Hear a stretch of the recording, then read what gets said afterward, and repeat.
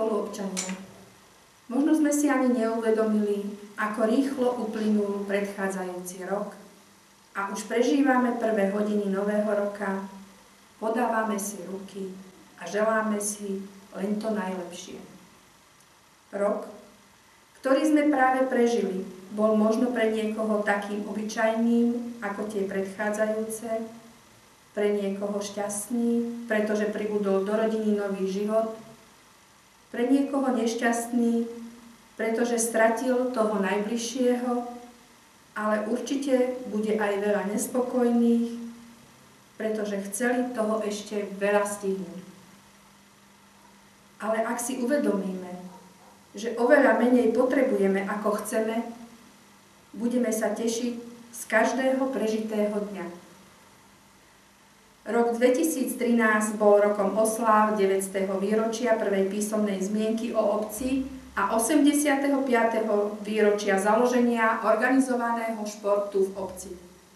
Takýmto výročiam sme prispôsobili aj program kultúrneho leta. Medzi najvýznamnejšie investičné akcie patrilo dokončenie rekonštrukcie Domu nádeje. V šibeničnom termíne bola dokončená nadstavba materskej školy, aby mohli byť do nej začiatkom septembra umiestnené všetky deti. Ďalej bola zrekonštruovaná telocvičňa základnej školy. Súčasťou oplotenia základnej školy bol aj novovytvorený chodník od sídliska. Obnova zdravotného strediska začala výmenou okien. Najviac viditeľnou akciou bolo odvodnenie kostola a úprava námestia svätého Michala. V decembri bola po rekonštrukcii uvedená do skúšobnej prevádzky čistiareň odpadových vôd.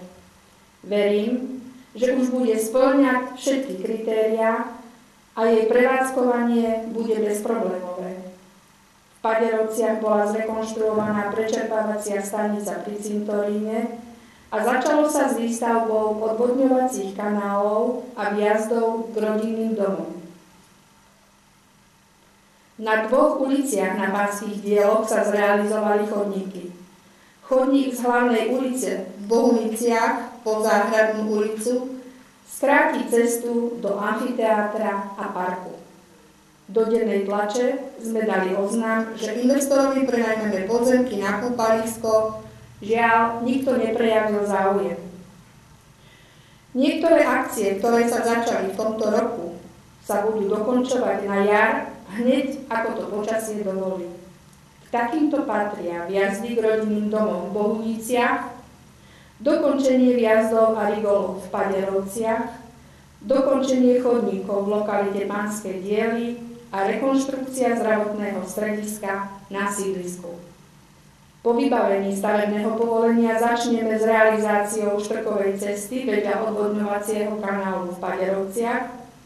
Začiatkom roka budeme vykupovať pod cyklotrasu medzi Bohunicami a Paderovcami pozemky. Nové osvetlenie a chodníky budú na uliciach Záhumenická a Záhradná.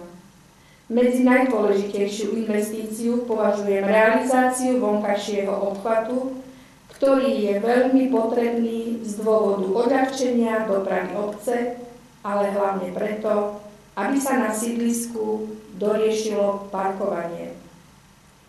V mesiacoch apríl až august sa bude realizovať rekonštrukcia osvetlenia na sídlisku a v Paderovciach, ale ani ulice Nová a Širunky nezostanú pozadu.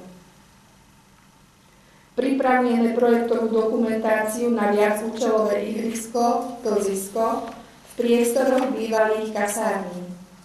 V druhom pôroku by sme chceli začať s rekonštrukciou hasičskej zbrojnice, s domovom dôchodcov a s cyklotrasou. Okrem toho musíme v podkrovných izbách na bytovkách vymeniť okná, ktoré sú po 10 rokoch v takom dezolátnom stave, že výmena bude lacnejšia ako oprava. Plány máme veľké a verím, že vybavovanie vyjadrení, povolení a verejné obstarávania prebehnú bez problémov, aby sme investičné akcie mohli realizovať. Milí spoluobčania, želám vám, aby ste do nového roku vykročili tou správnou nohou. Pevné zdravie, šťastie, spokojnosť, pokoj v rodinách a veľa pracovných a osobných úspechov. Patrí sa poďakovať všetkým tým, ktorí sa akokoľvek pričinili o rozvoj našej obce, jej reprezentáciu a zveľaďovanie. Poslancom obecného zastupiteľstva, dôstojnému pánovi, pracovníkom obecného úradu, podnikateľom, živnostníkom, ale aj ostatným organizáciám, spolkom, inštitúciám a všetkým tým, ktorým záleží na tom, v akej obci žijú.